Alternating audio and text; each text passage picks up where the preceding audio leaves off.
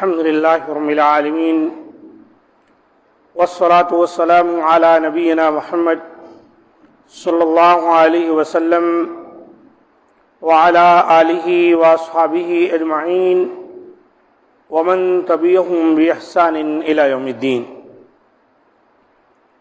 وأشهد أن لا إله إلا الله وحده لا شريك له وأشهد أن محمدا عبده ورسوله۔ سورہ بقرہ کی فضیلت۔ سورہ بقرہ ان سورتوں میں سے ہے جس کی احادیث مبارکہ میں بڑی فضیلت آئی ہے۔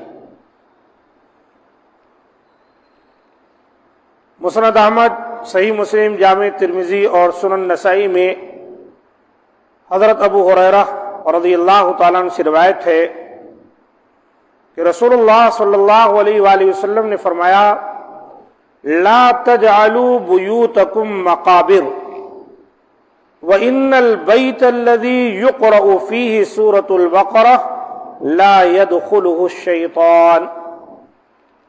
اپنے گھروں کو قبرستان نہ بناؤ، کیونکہ جس گھر میں سورہ بقرہ کو پڑھا جائے اس میں شیطان داخل نہیں ہوتا ہے۔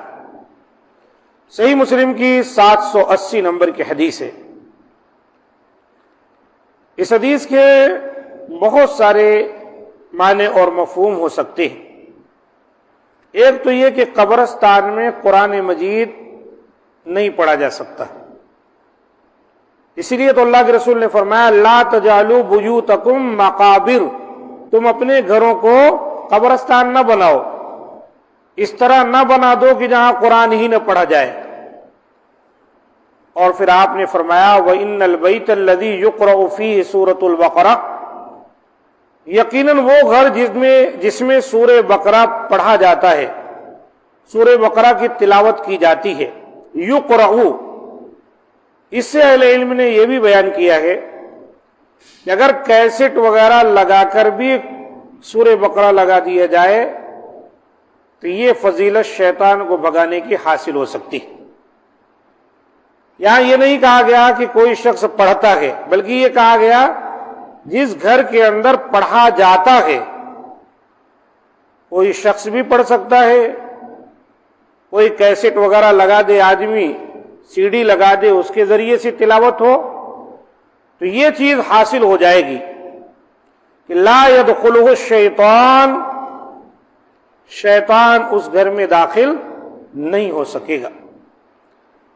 لیکن ایک بڑا مسئلہ ہے، شیطان کو بھگانے کے لیے اتنا جتن ہم کریں گے، لیکن اگر شیطان کے آنے کے لیے ہم نے کئی قسم کے دروازے کھول رکھے ہیں، خود ہی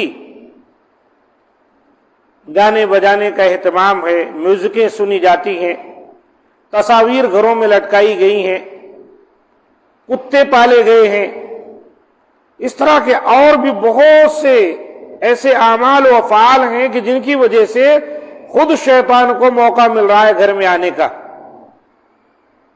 تب تو ظاہر سی بات ہے کہ جب ہم خود شیطان کو بلائیں گے تو شیطان پھر کہاں جانے والا ہے؟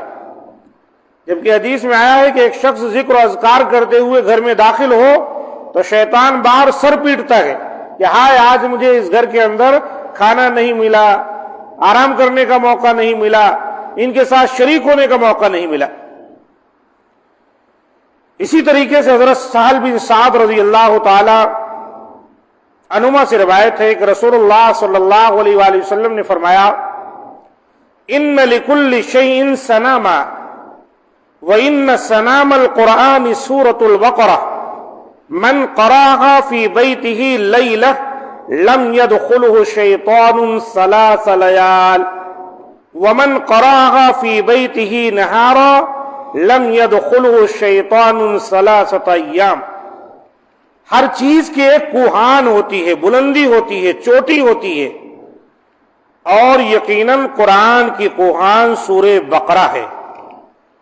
جو شخص ایک رات اسے اپنے گھر میں پڑھ لے تو 3 راتیں شیطان اس گھر میں داخل نہیں ہو سکتا۔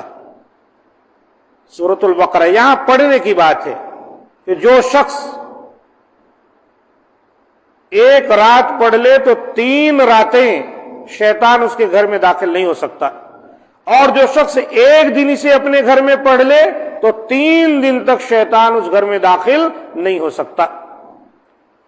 یہ حدیث بھی صحیح ہے، صحیح ابن حبان میں آئی ہوئی ہے، حدیث نمبر 780 ہے، اور سلسلہ صحیحہ کے اندر 588 نمبر پر علامہ البانی رحمۃ اللہ علیہ نے اس کا ذکر کیا ہے۔ تو یہاں سے بھی سورہ بقرہ گھر کے اندر پڑھنے سے کیا فائدہ حاصل ہوتا ہے؟ شیطان مردود کے شر سے ہم محفوظ رہ سکتے ہیں۔ تقریباً آج کے دور میں اس قسم کی شکایتیں بہت سارے لوگوں کی ہیں۔